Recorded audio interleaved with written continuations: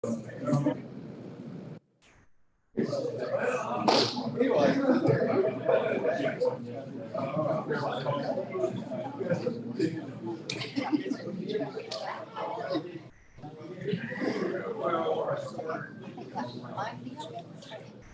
get ate up.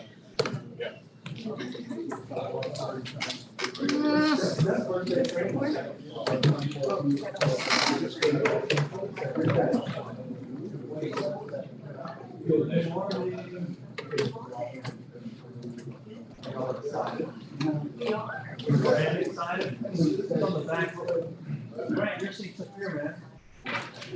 Yeah, right there on the front. Better, thank you. Good morning, ladies and gentlemen.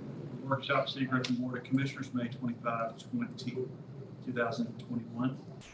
We'll discuss potential city T-SPOS projects as recommended by staff. City Manager Jessica O'Connor will address.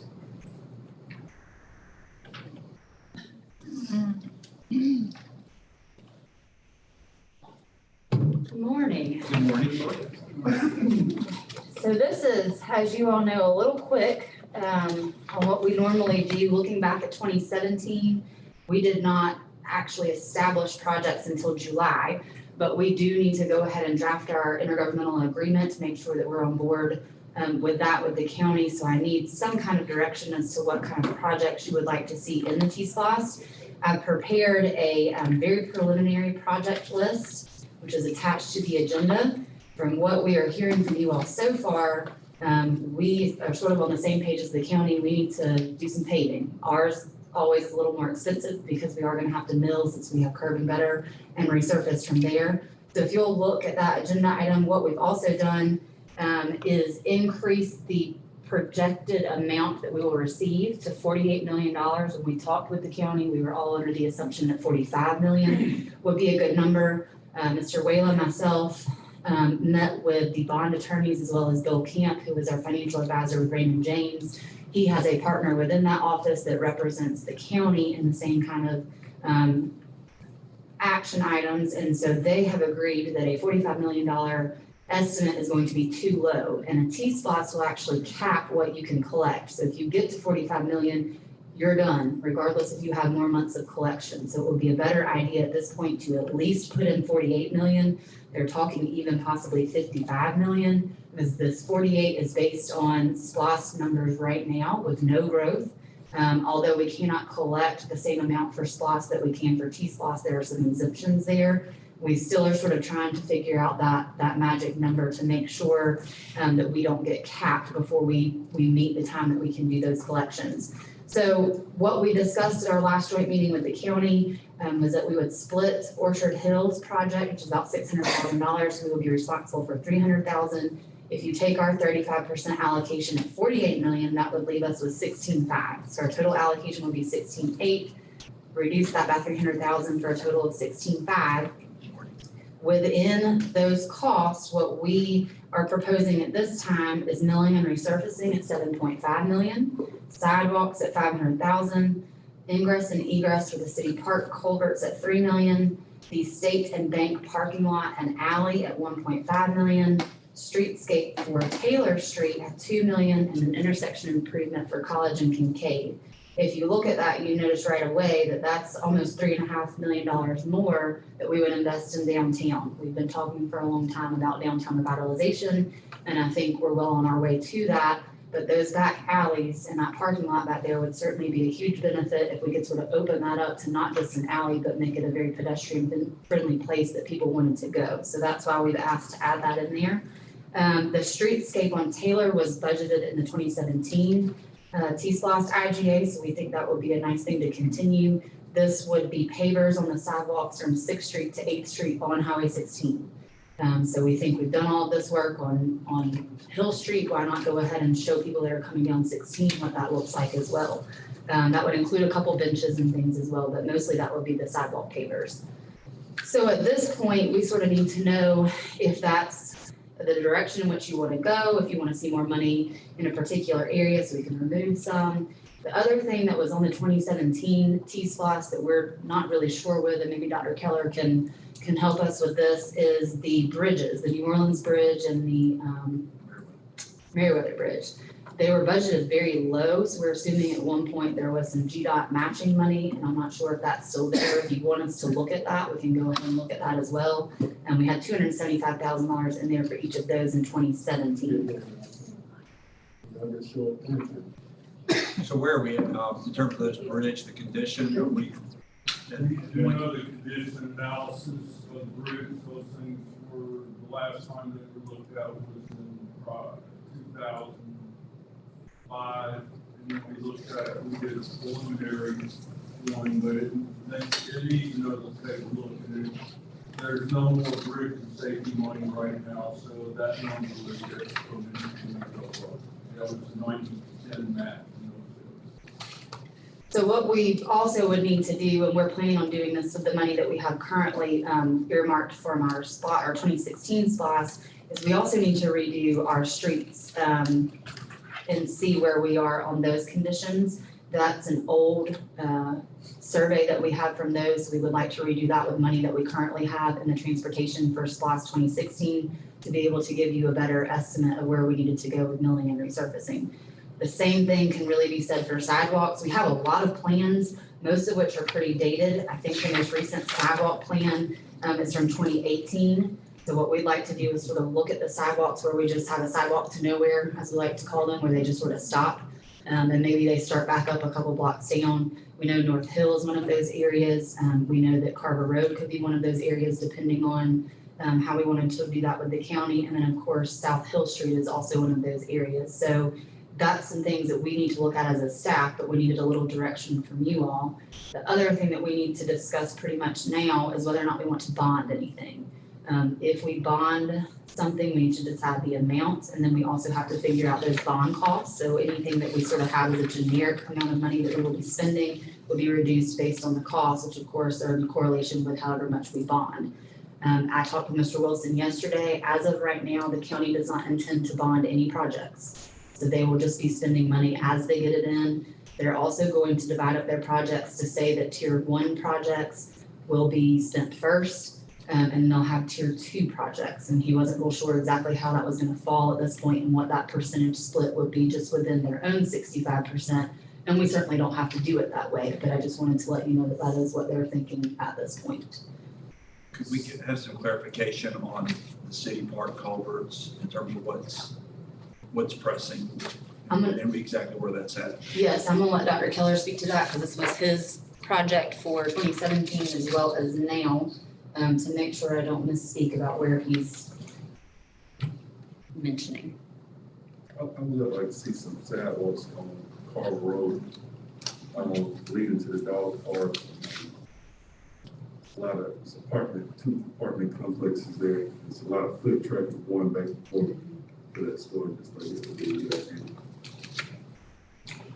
Yeah, the culverts at City Park, basically, I don't want to say they're not transportation culverts, they're precast. If you'll go underneath and take a look at them, you're starting to see some separation in there. We have beer trucks coming in there, Coke delivery vehicles coming in there, what have you. And also we have along that way from the first to the ingress to the egress, going to need to make some improvements along there. You're starting to see significant erosion cutting back towards the old tank, the old clear well that's there. Those culverts in transportation terms today, or ASHTO transportation terms today, were not made for vehicular traffic, the type of traffic that we have constantly going over it, and they need to be replaced. If you'll take a look at them and you look underneath, I can tell you, you'll understand what I'm talking about. We started looking at those culverts about the same time we closed the bridge over on Old Atlanta Highway when we did those inspections, and that what created the inspections on Meriwether Street Bridge and also New Orleans, which at the time was just spalling. It's a little bit more now because the corrosive, when you use rebar metal inside concrete, it starts to become corrosive. Those bridges, they're not going to be a huge magnitude, but they'll probably be about 750,000 pieces. They'll come back in there, they'll blast them, they'll put in plasticizer, they'll fill the gaps and put them back up. GDOT rated bridges last year, and I forget what the rating is. I gave it to, they did it online and we downloaded it, and they didn't get a bad grade, but they didn't get a good grade. But the longer you let that bridge deteriorate, the more money it's gonna cost, obviously, in the Which future. bridge are you mean? Okay. Meriwether Street, there's a bridge right there, and then on New Orleans, there's a bridge right, they call them bridges over the railroad tracks. But are they more, I mean, I don't want to push those out for another 6 or 8 years if we need to get them budgeted. They'll pass today under GDOT standards about a C grade out of an A to a F. But the issue is they're starting to decline, and it's better to catch them on the front end and the back end. As you know, finally 6th Street Bridge was graded out as a F, and that's how that bridge got rebuilt at a 90-10 participation. But you didn't put but those 2 bridges are not recommended on this list. Do we need to? I mean, we gave you a shopping list. If you want to put them on there, fine. We had to give you a starting point to where we could make some management decisions, or you could, because obviously it's the commission's call. You can take some money out of paving to redo the bridges or reallocate whatever you want. But the bottom line is they do need some work. They don't get a lot of traffic, but they still need to be tended to. But you could phase that project where you do one bridge, fix it, and be able to reroute traffic and then. Mm-hmm. do the Yeah, second. just like anything else, yes, sir. Okay, so. I mean, we've got culverts all over town. Ray Street needs to be fixed, it's gone. Turner Street, you go up there at the park up there, that culvert's about shot. It's sitting on bedrock up there now. Yes, I'm sorry, Miss Flowers. No, New Orleans, and what other, you said Meriwether? Meriwether, it's, for a lack of a better term, yeah. Okay. How long did they sit in that status of like C grade? I mean, is it like a yearly? It's a semi-annual inspection now. They used to inspect them every year, and then they sent it to William Wilson because we're on a county unit system in this state, and then the county would send us a copy of it. Now you go online and you pull it down and you find out for yourself what it's rated at. With COVID, the great excuse of everything, I don't know if they inspected last year or not. Those But we bridges, do have 2020. those 2 bridges are on our comprehensive plan, so if we did get T-spots. Yeah, you'd knock it then out. We could go to the tip and ask for that. Well, you gotta put them in the tip. Right, first. you gotta You put them in the queue. get in the queue, and so then, instead of looking at 100% funding, we could look at Potentially 80-20. If you got lucky, if something happened with this new money coming down from Washington, you might be able to get bridge and safety like we did here. We only had a 10% participation in the 6th Street Bridge, and they paid the rest. Well, take that back. We had right-of-way and utilities too. And our hope is that any of these projects, we could look at trying to get matches or grants. for. Except for paving. Except for paving, Yeah, correct. paving's not matchable in the tip. Not misspeak. Yeah, okay. I personally would like to see us look at putting some type of earmark for the 2 bridges on Meriwether. Not a problem. Totally agree. And New Orleans. So once you get them fixed, you won't have to worry about them again. We get it behind us. And it gives you 2 stars on your, $3 million for the culverts at City Park. Is there, and I'm just, that's a wag. I mean, but I'm just thinking outside the box. Is there a way, instead of doing 2 culverts, to reconfigure in terms of one entrance and having 1 culvert for entrance and an exit, take out the clear well, make the bigger parking lot? you don't want to deal with that clear well. But I'm just I mean, saying, we had to bury the old Shoal Creek Park. We pushed it in, and then we off Abbey Road. That concrete is 24 inches thick. It's got rebar on 4-inch centers. It's got a slab underneath it that is probably at least 36 inches. You can get it down the slab. You can tear it down. I mean, you can. It's going to take some money. Instead of having 2 bridges built, do 1 bridge, 1 entrance, 1 exit, maybe 1 a little bit wider bridge. Well, I'm not going to speak for Chris, but I didn't manage up 29 years. What are you going to do with all the equipment and the storage and I'm everything? talking about doing 1, making an entrance and exit on the same culvert instead of having 2 culverts. Just a thought. Yeah, if you got room. Where? I don't have any business. You know where you come into City Park, you know where the pavilion is, and you cross over the culvert right there. There's a culvert right there. Yes, And then the clubhouse is sitting up on the Yes. hill. Yes. And then you go towards to 9th Street and you exit out that way. Those culverts are basically, I'm just happy that one of those beer trucks ain't Right. I'm collapsed. saying, is there a way to work traffic patterns, fix one, we'll make it a little bit larger, we get Yeah. one ingress, egress to one bridge. But that stream needs some restoration between those two culverts. It's starting to eat back up into the parking area. If you haven't looked, the only thing holding that stuff in place is kudzu. But what part is transportation in terms of versus what part of the stormwater utility that could be funded through stormwater? With the last set of loans, you ain't got any money in stormwater. We had to cut capital this year in order to pay the debt on the $4 million. I mean, unless you have a rate increase in stormwater, which is probably needed to address things like that, you're gonna be running status quo for a while because we don't have any growth, so we're not picking up any more ERUs in the city.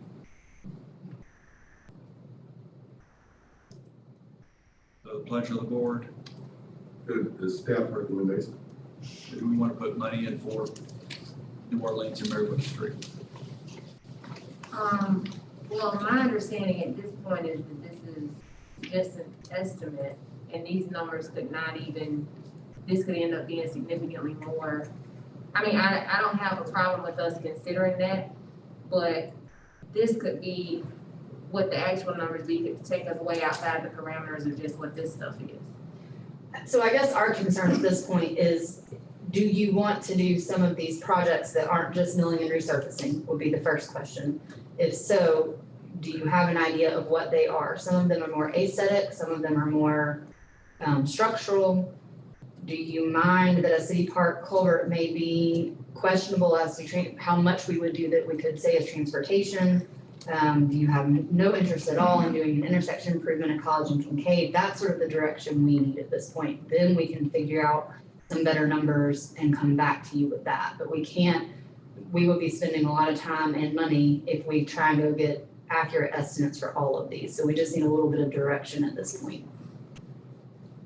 I think, yes, sidewalks, Okay, for me, yes, milling and resurfacing. To me, the aesthetics is important, at least to some extent, because there needs to be some tangible evidence of what we're doing with the money. And not us saying that, hey, we put all of it under your car, nobody really cares about that.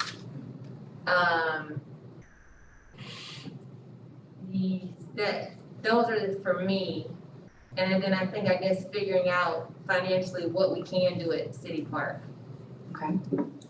That would be my order of priority. So do you want to do both State and Bank and the streetscape on Taylor? Those are two things that are downtown, or do you want to do one or the other? For me personally, I would say maybe one or the other. Okay, I don't really necessarily have a preference. I just don't think so much of what we do, there's not any tangible, hey, we're getting the bang for our buck. So I don't want us to be so jaded to think that because we understand the importance of it, that everyone else also agrees with us. So I don't necessarily at this point have a preference, but I want to make sure that we can actually show somebody that we put something back into the community. anybody else with any thoughts? Well, I think we need to do the Meriwether Street. That's the main thing through the street between north and south, east and west in Griffin, Georgia. And it's traveled heavily day in and day out. You got two major roads there. You got Upper Street and then you've got Meriwether Street that runs into it. If that's in bad shape, and then we get enough rate there, we wait for that, we may end up getting somebody hurt. Or at least do Maryweather Street, and then, there's not as much traffic on the New Orleans section. What we would look at, and Mr. Walker, correct me if I'm wrong, I think what you're gonna find is that with value engineering, doing both of those together is probably going to be cheaper, just because you're right there. But if there is a significant difference just to do one, then we can certainly do that. We'll look at that. I mean, put $500,000 in as for use for the matches to Okay, 250 on each, would that, well, it's 275 and 17, so that's or 600,000, 300,000, I mean, at least. Yeah. Normally what we've been doing is about a 30% cost increase. How much traffic is on New Orleans? Not much, and that's Not something we much. can do as well, is we can do traffic counts. We do that when we look at our roads to decide milling and resurfacing, so we can certainly throw something out there and look at traffic counts and figure that out, I mean, if that's an if we interest. close it. Just- that's what I'm trying to say, is it better to mothball it or? Let me back up, mothballing ain't an option. If you've got train traffic there, you're gonna have to do something with it. I mean, So that's when people get on it.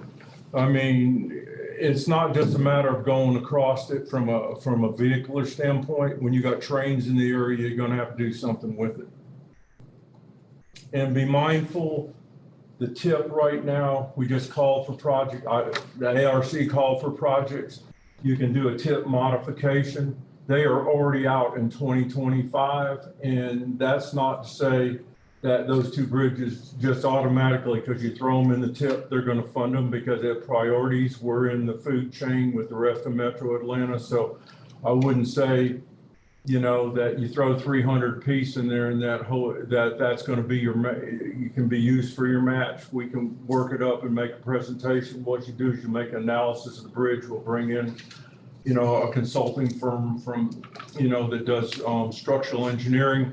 They'll assess it, and then we turn that in as a project, and then you wait and see if they're gonna put how well it shakes out in the funding list. There's never a guarantee when you put a project in the tip that it's gonna be funded. You're in the pool with a bunch of other folks, Cobb, Gwinnett, Fulton. So wherever you shake out, and this was one of the arguments when we fought about trying to stay out of this mess and create our own MPO. We're kind of at the mercy of the priorities of what's going on in the region. So just be mindful, just because you say you got 300 and 300 and we put it in the tip, you may not get funded. So that's how the tip works.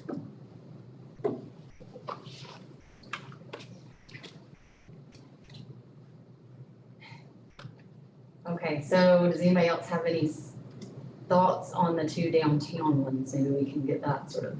What is the major gripe we get day in and day out about the downtown area is a lack of parking. The state, the bank, the federal, how many spots will that create? You got any idea? Chris, do you remember off the top of your head? How many parking spaces would be in that DDA lot? About on State and Bank? I probably just say 30. Yeah, no, yeah, not 30. Then if we could get the people that run the stores or run the stores downtown to use a parking lot like that, that sure would be an asset to have parking on the main street. So I would like to see both of those done. And then Taylor streetscape, I know we want to have the pavers look all pretty, but the main issue that I see is the decorative street lighting and putting some type of street tree just to break the ambiance. I mean, you go to other communities and they look at innovative ways to use the existing concrete that's there and then cut sections where they can run the underground wires and things. But the rusted light poles just are not very becoming of what our community So should this, be. are we in a consensus that the State and Bank parking lot and alley would be first and then the streetscape second? I'm not necessarily, because we have ample downtown parking, people just don't wanna walk. There's a whole parking lot across the street from the post office that we paid a lot of money to maintain, but nobody wants to park there to walk half a block to Slices.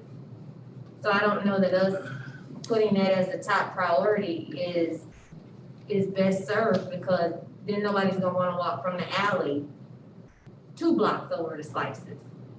So that's my personal feeling is there is ample parking. It's just that as a community, we are very accustomed to parking right in front of the door we're gonna go in. One of the, and I agree, but one of the things that we do also get is that they would park in different areas if we could beautify it or make it, you know, brighter and lighter so they feel more safe. This would allow us to do all the underground utilities. This would also allow us to brighten it up and sort of create a better pedestrian-friendly space. So it's not, this is not just the parking lot. This would be a little bit different. And we have budgeted some of that as well, so we could, you know, look at that and see if we can use some of that money and maybe reduce that, but this would be more than just doing a parking lot. Could we reduce the streetscape on Taylor to 1 million and then put $1 million for the two bridges? I think we can make, it won't be what we suggested for the streetscape, but we can do something to improve that, yes. Because those are just estimates, it might be overestimated, something like. Or under. Or under, right? Mhm. What about the intersection improvement at College and Kincaid? Remember, we bought the property that is on College and Hamilton a few years ago, It's needed. okay? So Yesterday it was. I get a great Sorry? volume of calls. Yesterday it was needed. Yes, it does need to be done. okay, so that's something that we're interested in. And then getting, you know, continuing the sidewalk there on Hamilton, and eventually getting to Georgia 16 and so that in sidewalks to get at least people walk to the senior citizen center. Right now, there's no sidewalks on the east side of the senior citizen center. And I agree with Mr. McCord in terms of Carver Road is desperate. It needs to be a joint city and county because part of that's in the county, but if they don't want to play it, it'd still benefit our residents to get sidewalks there. The North Hill Street section going up to, from the flats up to McIntosh Road is desperately needed. Be mindful of all that, so the county, the city has no right of way from starting from the roundabout all the way to Mac. But from Lincoln Road up through, We have no, all the right of way ends on the east side of Hill Street right there. Everything that we're talking about is in the county.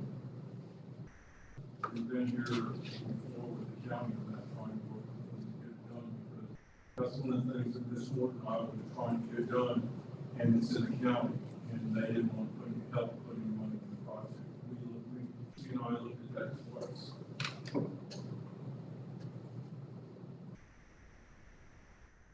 so can we have a consensus, 7.5 million? Yes, ma'am, go, I'm sorry. Excuse me, Yes. the conversation that you had with the county about a joint project that, what came up of that? They decided that to give us 35%, not have to negotiate. But it doesn't mean that we can't go to them and talk to them about using part of their money to help fund sidewalks in that area. Quick question, okay, so all we're talking about now is like sidewalks, we're not talking about anything, any actual highway roads or anything. We're not talking about particular roads, correct? We feel like at this point, our last survey of our road conditions was in 2012, I think. So we're going to pay to have that done this summer, so that we sort of know where we are on conditions before we make any suggestions on what those are. Don't forget that T-Splosh, you don't have to be quite as specific as you do on a SPLOST referendum. You can just say milling and resurfacing for 7.5 million, sidewalks for 500,000. You don't have to list exactly what they are. Of course, we're gonna want you to approve that, but we have some time to do that. We don't have to send that ballot question in that kind of specificity in July. So the last time we did this in 2017, you made all those decisions at the end of July. So we're early, we just sort of need to know what direction we want to go. And if we're gonna do like the county and just repave, then we can quit worrying about the rest of it and just go look at road conditions. If we want to do some special projects, which it sounds like we do, then we just sort of need to narrow those down so we're not spending a bunch of money on the front end to get better estimates, so we don't end up in some kind of conundrum at the end where we don't have enough funding to do our projects.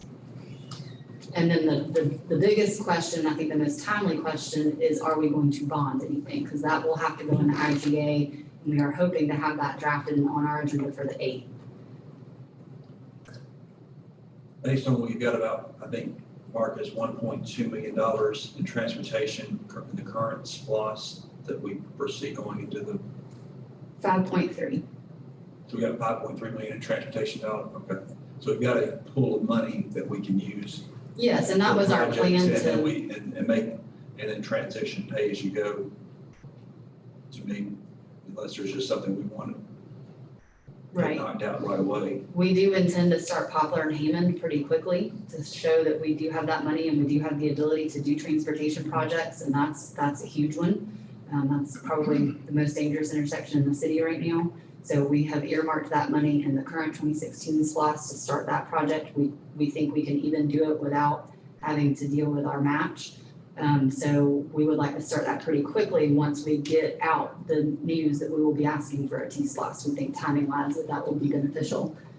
So we do have some money that we can use to continue transportation projects until we build up a PAYGO account. I think there was some concern from bond counsel as well as Mr. Camp that they're seeing a couple times where contractors aren't bidding on paving projects if they know that there's a T-SLOSS because they want it all at once. They don't want to come in and bid 275 here, 300 here.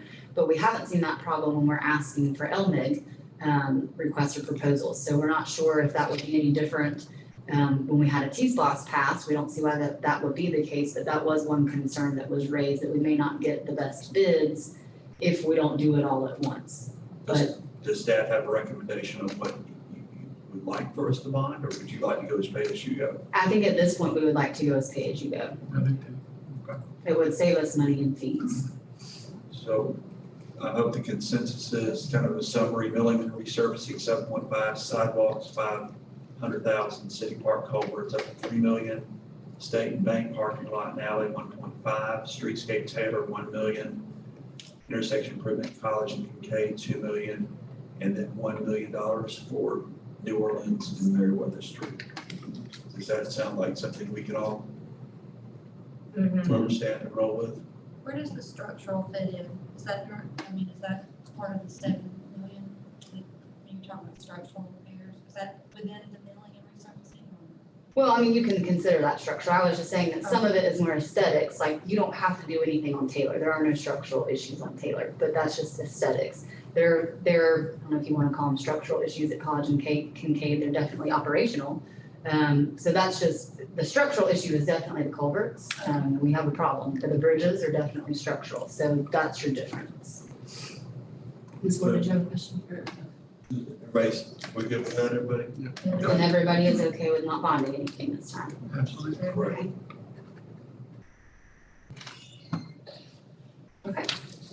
We will proceed in that direction then, and we will be back to give you better estimates and also to put that IGA on the June 8th agenda too. Thank you. Good job. All right, fiscal year 2021, 2022 budget presentation. Okay, let me set this up. And want to commend staff for their hard work and dedication on this. It was a very impressive budget, looking through the items. All right, so of course, this gets to be the year that I start this when we have quite an interesting budget. So again, I have told our staff this on several occasions, but I would like to give them a big thank you publicly because this started at a $4 million deficit. And they have worked it out to where we are balanced across all funds. So thank you to the department directors and definitely to Marcus and Angela, working with a newbie through something when you think, oh, I know what I'm doing because, I've done it for the last 2 years with Mr. Smith. It's a little different when you're the one pressing the buttons and trying to figure out what exactly goes where. So thank you both for working through that with me. Just to get some advertising stuff out of the way, we did advertise on Thursday, May 13th, that we would have 2 hearings. The first one being this evening, and then again on June 8th, as long as everything goes as planned today.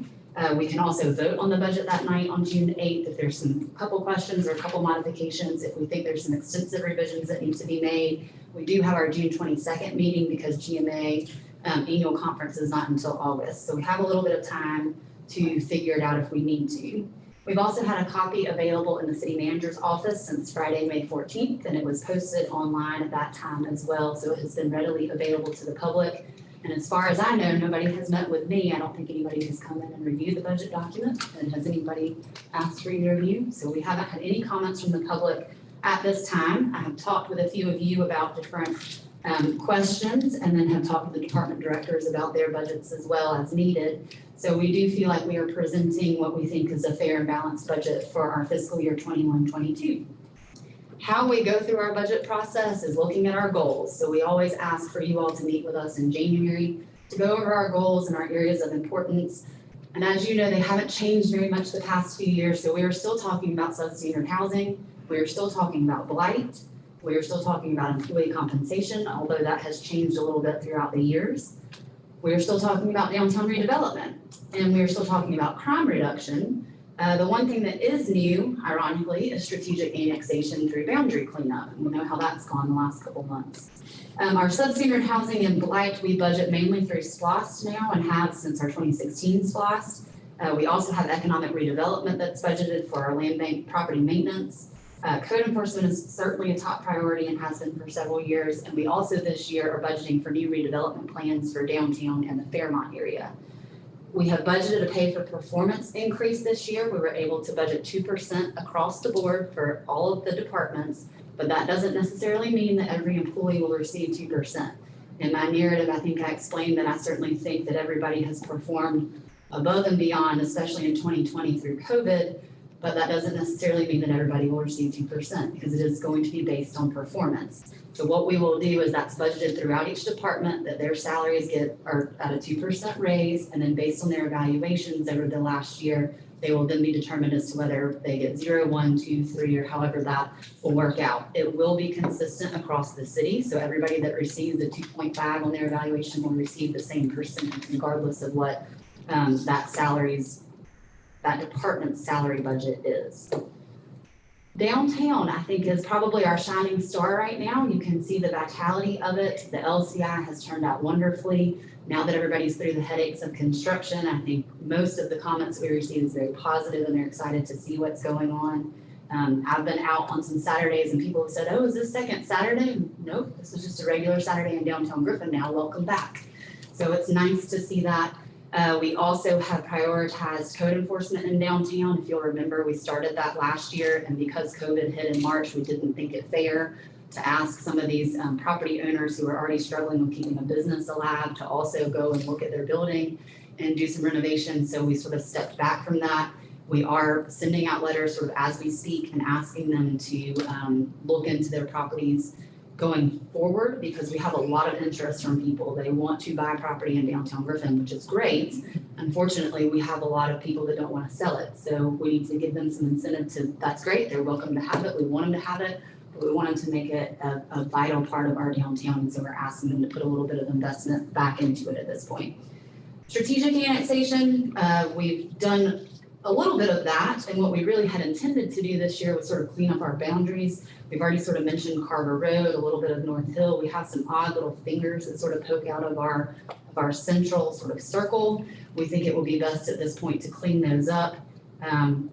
We'll sort of have to see how that goes here in the future. And then crime reduction.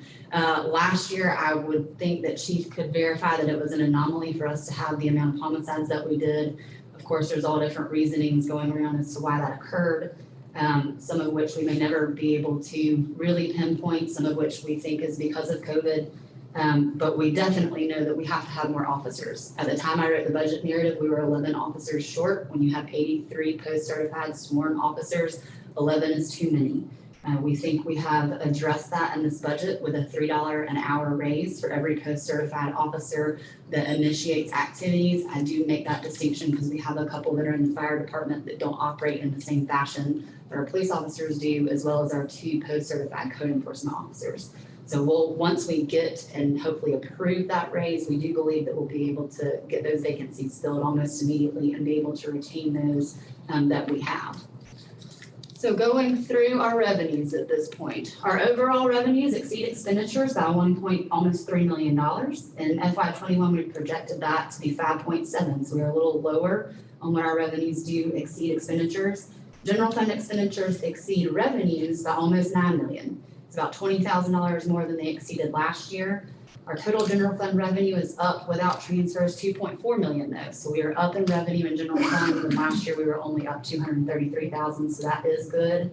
That increase can be attributed to the motor vehicle tax and TABT increase, which is $190,000, and mostly to lost, which is at $750,000 up. So last year we budgeted $4 million. We have this year budgeted 4.75, because at 75% of the year, we collected 90% of our lost tax. So that's 3.6 total. And FY20, we collected 4.4. So with the growth that we've seen, we do believe that 4.75 is an accurate figure for lost for FY22. The TABT projection is now at 650. In FY21, that projection was at $450,000. Total that we received from FY20 was $447,000. And year to date, we're already at 110% collection. So everybody is out buying cars right now, and we don't see that trend stopping unless they don't get some cars back on the lots, because there's chips being gone, having a hard time even finding a car. But right now we're at $496,000 for TABT at 75% of the year. Can you advance the screen? Oh, I'm sorry. I knew I was going to do that. Okay. We also have license and permits up $74,300. Our fines and forfeitures are up $120,000. Every single penny of that is attributed to the school safety camera fines that we've talked about the past several months. So that is those 2 safety cameras we want to put up for Griffin High on Poplar Street and for Crescent as well. Our insurance premium tax continues to rise. It's up $366,000 this year. And so that equals the total general fund revenue being up almost $2.5 million. Unfortunately, our expenses are also up $2.5 million. So that's sort of a wash there. However, our expenses are down from the amended budget as of March 31st by $120,000. And this year, even with COVID, our general fund revenue is at 89% through 75% of the year. So we do budget conservatively for revenue and general fund to make sure we don't have any overages. Our total budget for all funds, our projected revenues are up $3.2 million. Again, this includes enterprise funds at this point. So our total revenue for FY22 is $122,982,366. And FY21 is $119,772,438. So a 2.68% increase in our revenues from 21 to 22. Some of this does account for the LCI, the SPLOST, and different grants that go in and out. So that's sometimes a wash. Our projected expenses are up though, $7.6 million from FY21 original projections. That includes almost $5 million in our SPLOST and our 2021 CDBG. If you take those out, you're only up 2.653 in all funds, and that's without transfers. Some of those increases, electric increased $3 million, water wastewater increased $530,000, solid waste increased $974,000, stormwater increased $229,000, and telecom increased $430,000. We'll go into those expenses in just a little bit.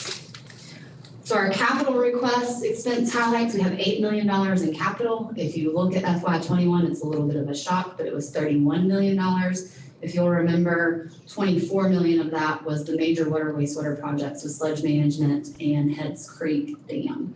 So some of that you have to almost immediately take off the top. Our CDBG infrastructure is 1.142 this year. SPLOST that we've been budgeting for since 2016 for transportation and nuisance is 1.15. We have a sewer back truck at 500,000. Line maintenance improvements at 425,000. Our digger derrick at 275,000. A side load garbage truck at 279,000. And a waste shredder at 673,000, which we will talk about further as well. Our general fund capital this year only totals $361,700. Last year it was 1.3 million. We did cut some police cars from the budget because we do believe that we can get those from asset forfeiture. But the main thing there is that you can't have budgeted for them. So we cut them out and we can revisit that if we need to mid-year. But because of our vacancies and because of our motor pool sort of differences that we're operating with this year, we believe that we can make that work and supplant that with asset forfeiture money. Our expense highlights, this is what I'm most proud of, is our personnel expenses. We have budgeted that 2% increase for each department. Again, that's to implement the pay for performance plan and give those raises according to evaluations.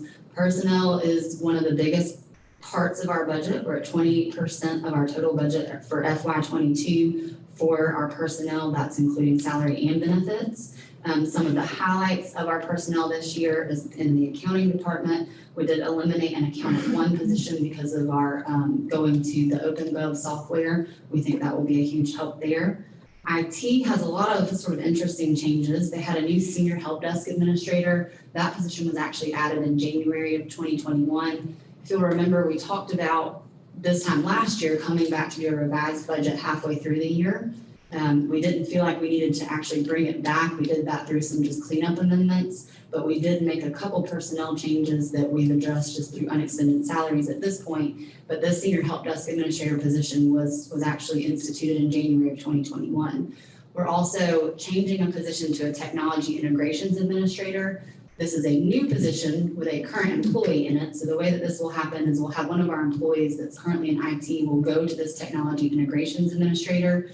And then our billing analyst in electric, we have learned, is so good with all of our systems, with all of our utilities, that we're going to move her to IT. She'll be allocated back out amongst those departments to be able to take the place of the systems administrator that's moving to technology integrations. It gets a little confusing, but there's really just 2 more positions in IT than what there was this time last year. Telecom, we are dedicating an employee for fiber expansion. So now you're actually back down 1 employee in IT because this person is currently with us and will be moving to telecom. So we used to allocate a provision of that money from his salary to the telecom budget, and now he's there permanently and wholly. Water, wastewater, we do have a new operator 1 because of our sludge management program. That person will be located at Shoal Creek. And then again, the electric billing analyst is moved to IT as a systems network administrator, and we've unfunded 2 apprentice linemen. If you'll remember when we talked in January, we did decide to go ahead and go forward with our lineman and foreman progression. I'm happy to say that we are fully staffed already. So that worked out very well. So we are unfunding those 2 apprentice lineman positions to make sure we cover all of that. And then motor pool, this is something a little different, but because of where we are in motor pool and where we think we need to be, we are asking to tier our mechanics based on their ASC certifications. Right now, we don't require them to have any certifications or really any kind of training. They just learn on the job. That makes us very uncompetitive with the private industry. And although we're not a private industry, we've either got to decide that we're going to have a motor pool of mechanics or we're not. We definitely feel that there is an advantage to motor pool. And I'll just go ahead and say it now, and you'll hear this as a theme throughout this presentation. We really don't know yet what motor pool is going to look like. We feel like we're just at the point where we can say, going forward, we'll have a clear idea of what it will be, but the historical figures are going to be hard to review. It's almost similar to solid waste. So unfortunately, those 2 budgets are almost brand new this year, and we feel like we're on the right path now. But it's difficult to look at it historically and make any kind of recommendation based off that data. So we're just going forward at this point. We have temporarily unfunded the 1 unfilled post-certified code enforcement officer this year. Again, this is something that we think we can reevaluate mid-year and possibly even use some American Rescue Plan Act money to reinstate that position. We haven't been able to fill it because of, we think, the salary, but once we are able to institute that new salary, hopefully after the adoption of this budget, we think that we can get somebody in that position. And since it is a goal and a priority area, we will need somebody in that position. But we'll bring that back, we hope, mid-year and ask to put that money back in the budget. Any questions so far? Okay. Insurance is always a big deal. Everybody always wants to know what we're doing with insurance, and I'm proud to say that with the exception of last year, the city has been able to absorb any health insurance increases since fiscal year 9-10. That's a big deal because it goes up every year. I don't know that we've had a decrease, at least not anything that was worth mentioning. Since that time, last year, if you'll remember, we ended up having to ask the employees to take on a higher percentage of what that cost was going to be, or the same percentage, I'm sorry, it just ended up being a higher amount. So since we weren't able to budget for a raise and we had to ask them to do that, they really received a pay cut. This year, we received from our current carrier, which is Anthem, a 42% increase. There is absolutely no way that we can absorb that. There's no way that we can ask our employees to absorb that. So we started shopping almost immediately. Ms. Woods dealt with our broker, and we were able to find coverage with Cigna that is almost identical to what we have currently with Anthem. There is an increase of 6.54%, which equates to $230,649. The city is going to absorb that entire increase.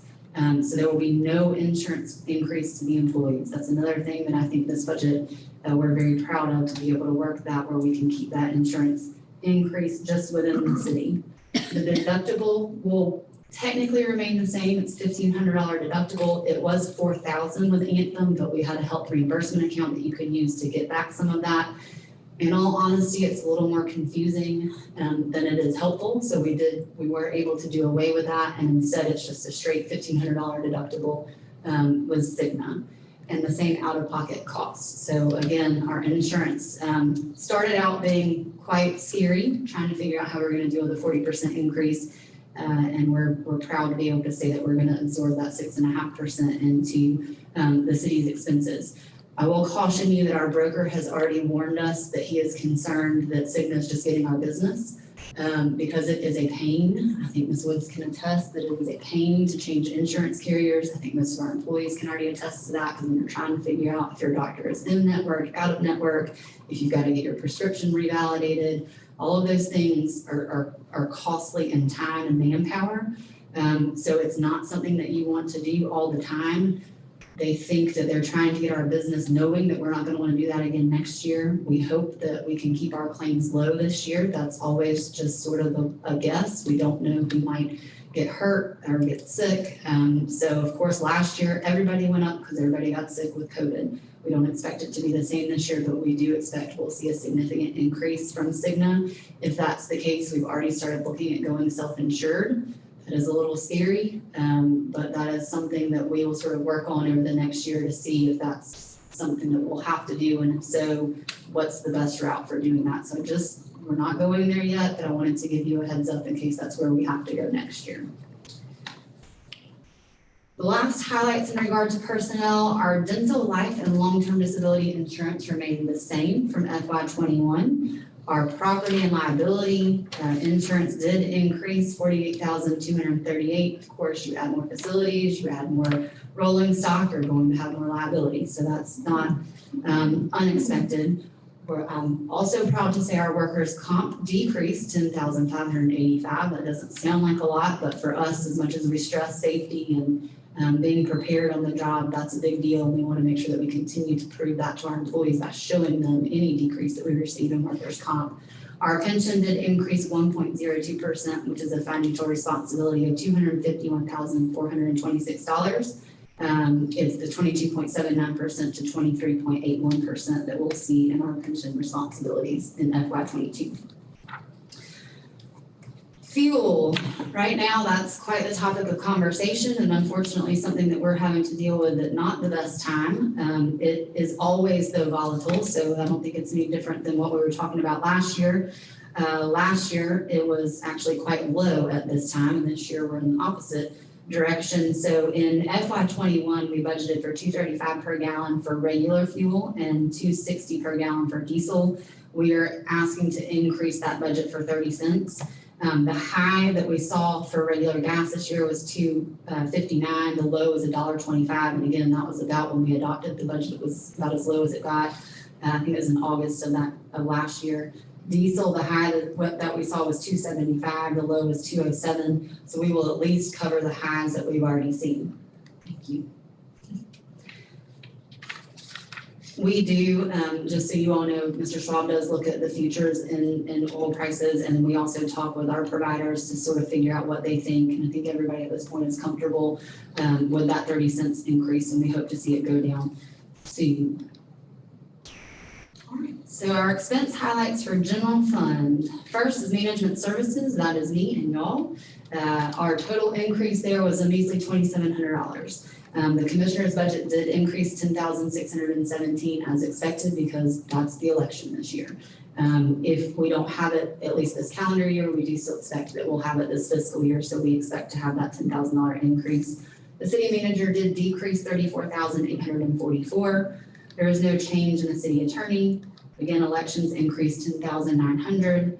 Citizen engagement increased slightly at $7,900, and the staff attorney, which was the deputy city manager, did increase. That's because we budgeted for benefits for that person. We always budget for an employee plus one because we don't know what they will take.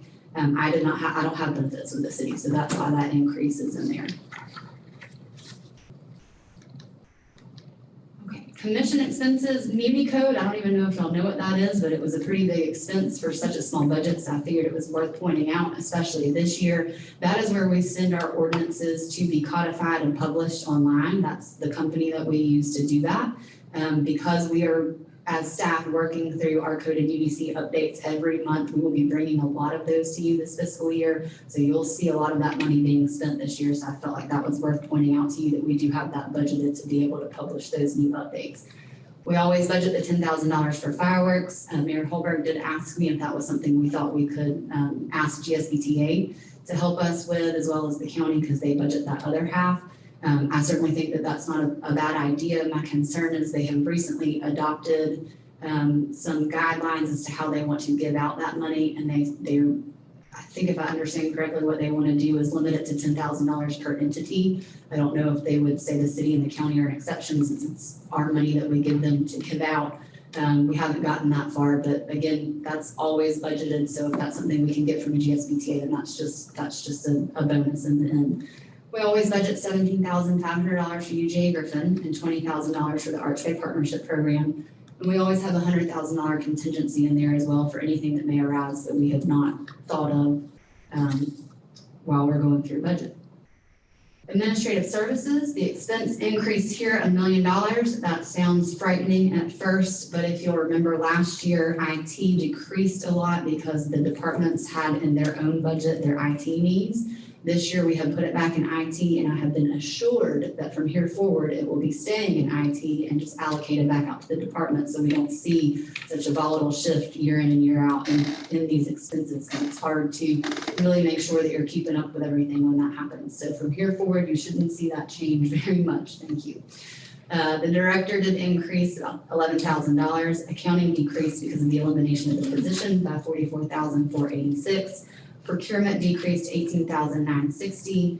Again, the IT department increased almost $1 million, but that was already budgeted last year. There are a few percentage changes just because software maintenance goes up normally by contractual agreement at the end of every year. So that's a little higher than it would have been, but not like that. HR did increase almost $20,000, and risk management increased $114,490. This is where your property damages expenses for claims is budgeted, and that was increased $100,000 because we've actually been short in that account for the last couple of years. Again, more buildings, more rolling stock, more liability. So that's why that is such a high increase. Public safety. We have an increase. This is police and fire. The expense increased $1.182 million. Most of that, well, actually all of that was in police. So their total expense increased $1,285,086. In FY21, they did also have in FY21, they spent $350,000 on vehicles. This year, they're asking for 246.5, so it has gone down. This is 5 patrol cars and outfitting for those cars. As I mentioned earlier, we do expect to be able to pay for more cars, get those within our asset forfeiture account. We also have 800 megahertz radio replacement at $80,000, 20 radios that we're asking for. The lens lock body worn camera maintenance is within this budget for $67,000. Body armor replacement is at $16,250. We have our license plate readers that we have on contract now. We now have 7 that are $15,000. SWAT gear is $14,150. We have 20 tasers budgeted at $28,720. Our training facility at $10,940. And inmate custody is $112,289. Now I will make note of this. We were actually able to cut out $135,911 from this budget because we're going to roll over that money from FY21. If you'll remember, nobody's been in jail this year on a municipal court misdemeanor offense, so we have not spent any money out of that account. We generally don't like to roll over operational expenses like that because sometimes you don't have it balanced, you don't have it balanced in time to make that decision and to be able to put it in the budget, but we know we're not gonna spend $248,000 between now and June 30, so we're very comfortable making this change to roll that money forward to be able to use that. So our actual balance for inmate custody for FY22 is $248,000, which it was last year. But some of that will come from FY21. The other thing, of course, that I've mentioned earlier but needs to be discussed again, or at least heard again, is the biggest increase in this department is in their salaries. A $3 per hour raise for every post-certified officer has been budgeted. That equates to $6,240 increase for those employees that are 2080 hours and $6,552 for those that are 2184 hours. So that's UPD, CID, Administrative Services, and Office of the Chief. That's 83 officers plus our post-certified code enforcement officer. Fire actually had an expense decrease of $102,988. Their biggest expense is their turnout gear. They need 15 new, which is $46,650. They have not budgeted for any new trucks or equipment this year. When we first started the budget, everything was in good working order, and unfortunately, over the last few months, they have had a truck break down. They're working on maintenance of that truck now. Chief Hamilton and I have spoken a few times that although we enjoy that we have good equipment right now, our facilities are amazing. For the most part, we will need to do some updating to Station 3, which is your Crescent Road station. But some of this will have to either be looking at a potential SPLOST in the future, or that's some big money coming out of general fund budget, probably in the next year or so for capital equipment and fire. You all know how much a fire truck costs. So although we're good this year, that will not last forever. So we'll either have to figure out how to get that in a SPLOST or be prepared to budget for it soon. Public Works, their expenses decreased this year by $343,891. The director did increase $39,821. Some of that was throughout this past fiscal year and making those changes in the organizational structure. We haven't had just a director for Public Works, so that's a little bit of a difference. He also wants a golf cart for $8,000. I was a little shocked by that request at first, but once it was explained to me, we do a lot of stuff these days downtown and sort of shuffling people around, and although you can't ride on Hill Street, it's pretty nice to be able to have that and sort of say, let's go right here, let's look back here. It's helpful to get in the alleys that way, so I do believe that that's something that would be beneficial for that department to have. Streets did decrease $354,850. Don't forget that our LNAV and transportation mostly come out of SPLOST already, and then of course asking for a T-SPLOST this year. They do have capital of a $7,200 mower. The sign shop increased $40,130 because mainly they're asking for a pickup truck, $30,000 in capital for that truck. Continuing Public Works, the pool, again, we did not budget for the pool this year. So there are minimal utilities and insurance that have to be accounted for there, which is $5,500. Our parks decreased this year, $93,120. There's no capital. Last year we did buy some playground equipment and did some stuff out there. So that was a little bit of a decrease this year. And cemetery did increase $23,694. As you are all aware, we've had some issues with some security in the cemetery, so we are asking for entrance gates to the cemetery. We'd like them to be something nice and sort of historic, not just a regular chain link fence gate. So we have that budgeted at $60,000, and that will come from cemetery trust because that is a capital expenditure. Public Works now has the new division of facilities as well. So in facilities, you'll see that their expense increased $463,288 because we have to replace the roof of this building. That's $350,000.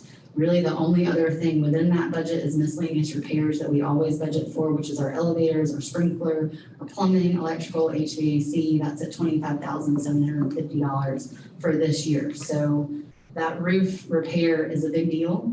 Mayor Holberg did actually sit down with me and had a great suggestion on possibly being able to take some excess SPLOST funds to do that repair. If we have something like that, because we have also allocated to pay off the debt to this building, we think that we could use that $350 in that regard. So we'll certainly keep our eyes on that to see if that's a possibility, but it at least is within the budget because we don't have a choice.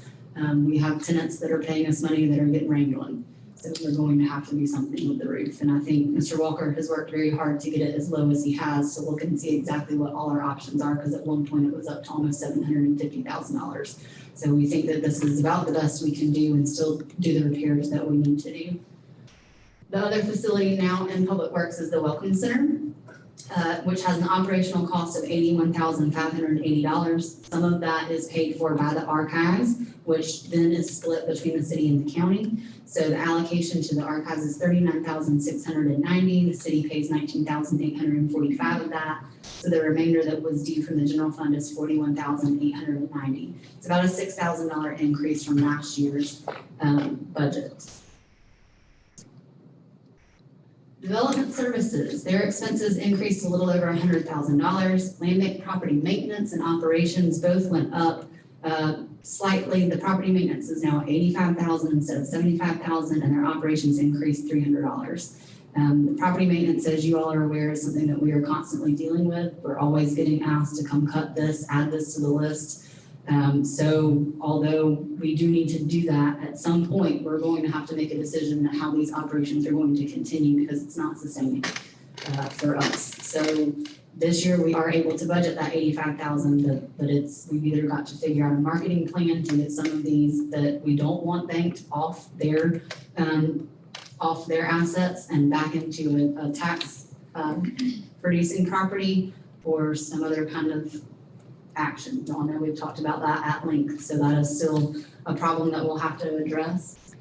We've also mentioned before the redevelopment plans that we've budgeted for downtown at $25,000. I think that is perfect timing since we've asked to revitalize downtown. We're asking our neighbors here to go ahead and fix up their buildings as well. But then also we have some development opportunities through downtown that we could receive some grants for, tax credits for, but we can't do that with the current plan, which I think was in 2008. Yeah, okay, thank you. So it's got to be updated for that to be at least up to date enough to be able to have any kind of discussions with a partner to be able to do that. Fairmont, I think that's self-explanatory at this point. As much as we have going on over there, as much as the county is doing over there, we need to look and see what's the best thing to do in Fairmont. How do we need to do that? What do we redevelop? I think both of those plans, in particular the Fairmont plan, would help us decide what we need to do with land bank. If we decide that we have enough property over there, we don't need to acquire anymore, we just need to start marketing, then we can certainly make that recommendation to the land bank. If we say, hey, that's the only place we need you to go is over there, quit buying anywhere else, then that'll help as well. So either way, those two plans will certainly be beneficial for us in the long run. Our building inspections that we contract with Charles Abbott is at $242,550 and FY21 is at $209,650. This is an expense for us. However, you hope that whatever expense increase you have, you're also going to see revenue associated with that expense. It has also been budgeted to increase. So last year revenue was budgeted at $344,500. This year it's at $408,500. So it's almost a 20% increase. The increase in expenses is about 15%. So you are seeing that revenue go up faster than the expense, which is what you need to have happen. Also in development services, we have CDBG application fees every year at $10,000. Code enforcement, we've already somewhat talked about. We've unfunded one post-certified officer. Again, we would like to bring that back to you all mid-year and see if we can put that back in the budget, either through some ARPA funds or some other, if we've seen some revenue increase from that.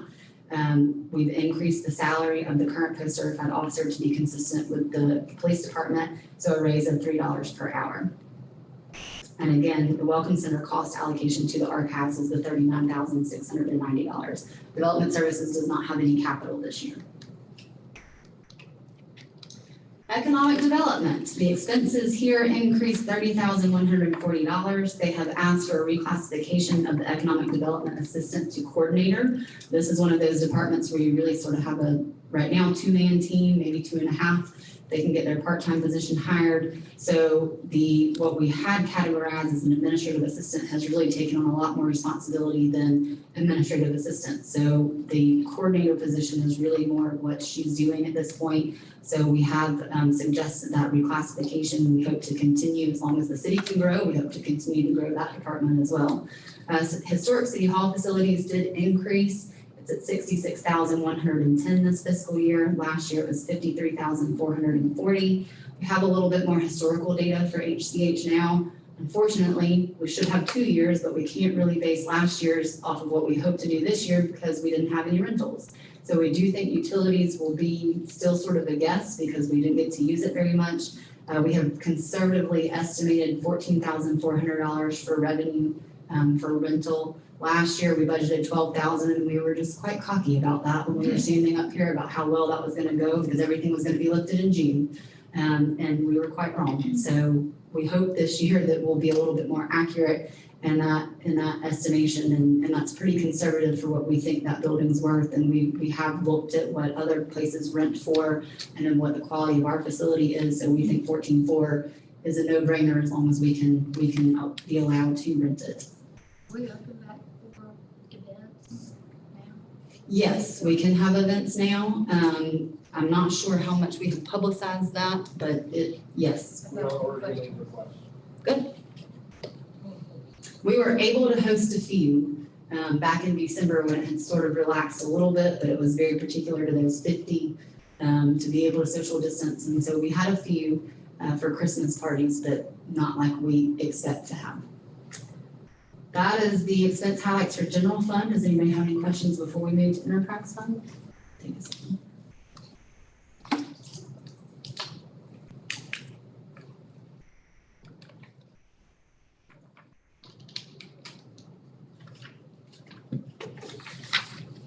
All right, so first enterprise fund is wastewater. Revenue increased here very slightly at $13,000.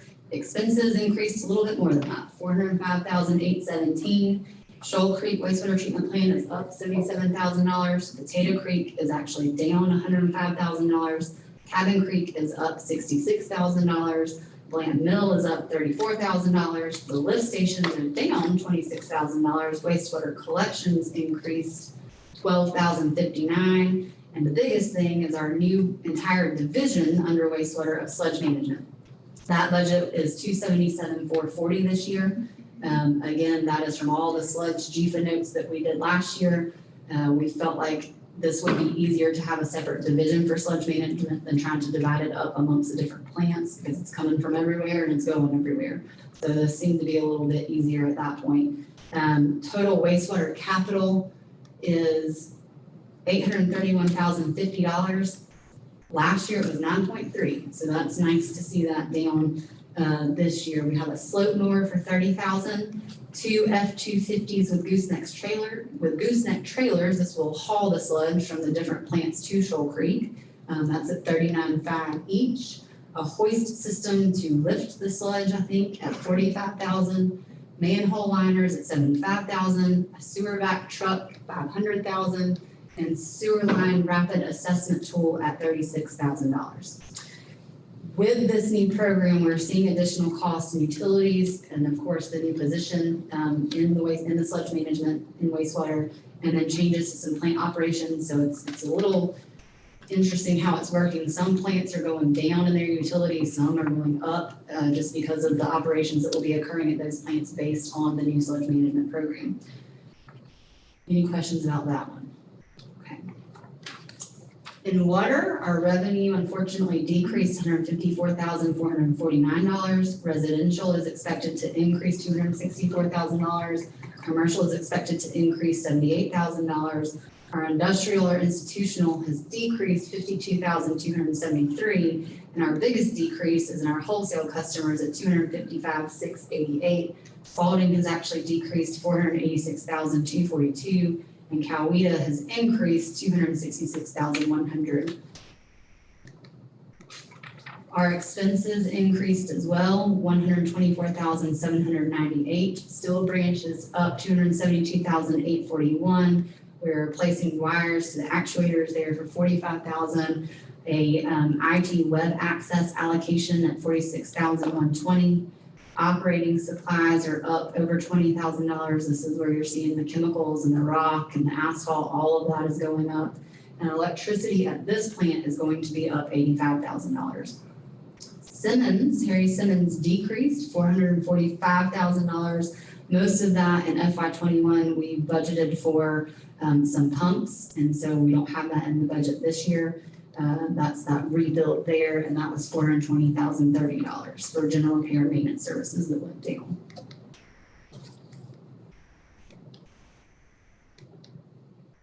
Water distribution increased $174,038. Renewals and extensions are $25,000. One-ton pickup truck at $54,000. Lead and copper compliance, of which we don't really know what that will be yet, but we know that something is coming from EPA. So we did put $50,000 in there to try and cover what we think that may be. Dr. Keller says that something will be close to touch whatever it is that they tell us we have to do, but at least we'll have something in there that was not in FY21.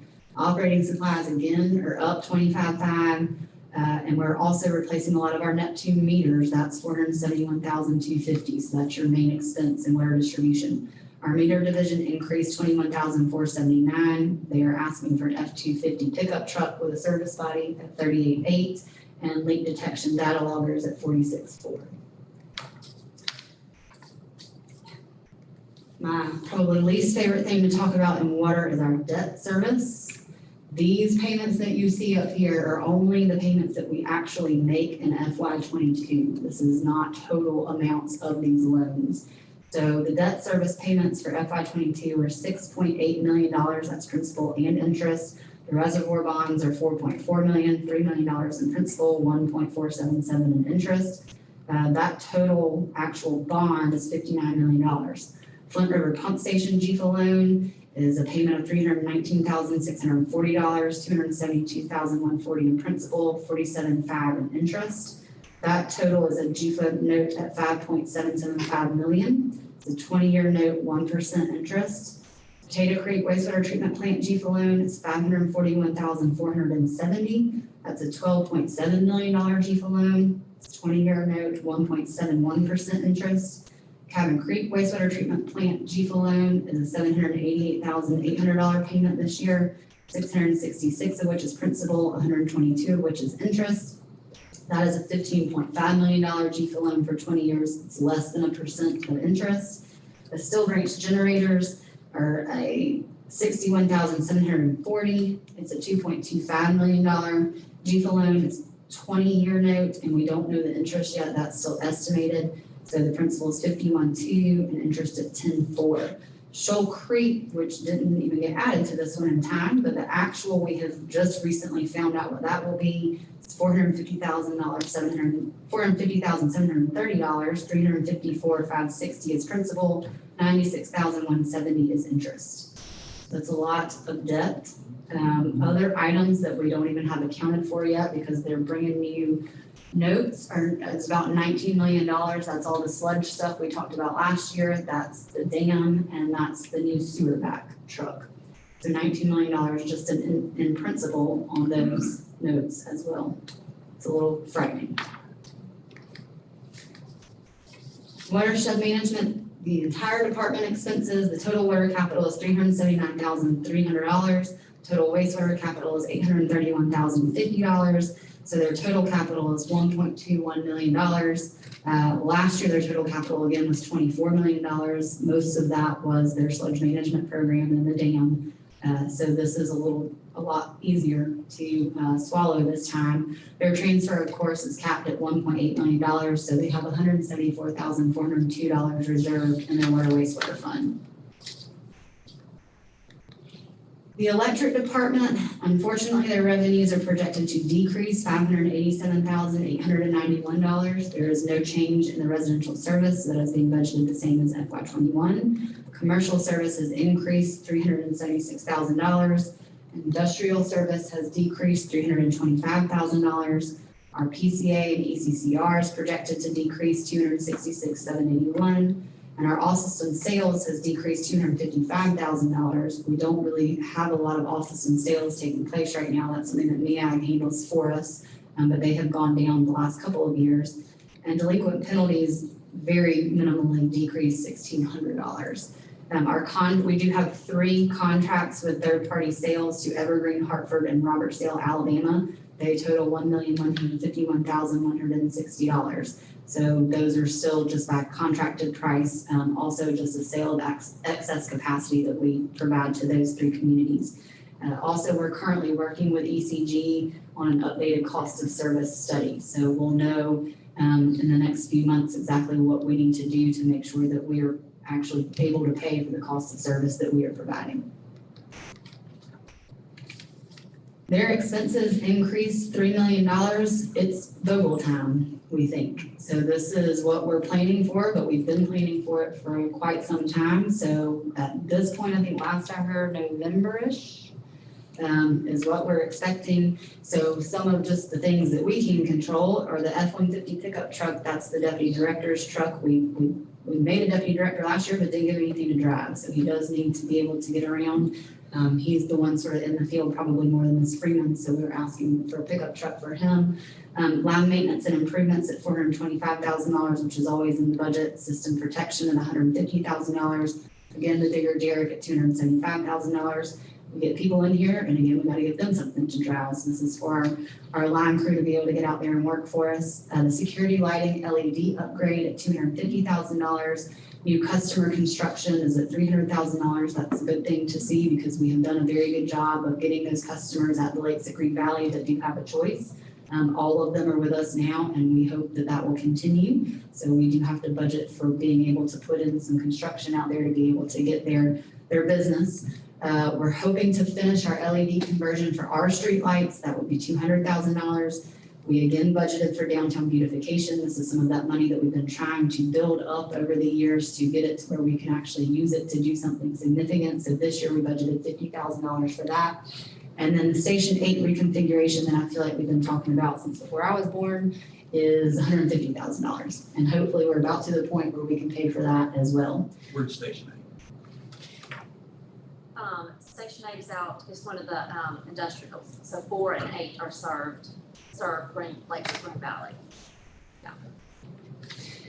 All right, so also for MEAG, we did receive their final budget for 2021. It shows the overall system cost decrease of 1.1%.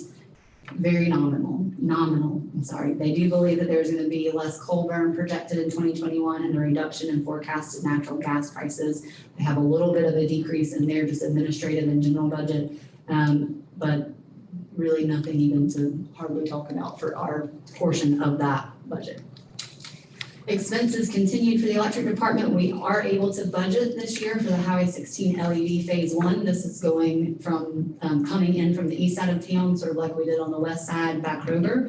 That looks great at night. You really feel like you're coming into a nice area. So we want to do the same coming up Arthur K past the post at Georgia State Patrol. So it would start at those railroad tracks and then come back to the city limits. So that's, or back up towards Dairy Queen. So we're very excited to have that in the budget this year. We've also budgeted for a battery backup for the shop building of $41,000 and an LED upgrade at Steel Branch for $13,000. The total capital for electric this year is $2,328,400.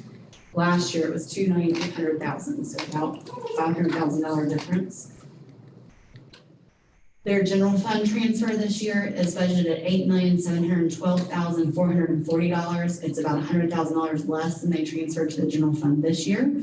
FY21 was $8,804,000. So they will reserve earnings of $877,367.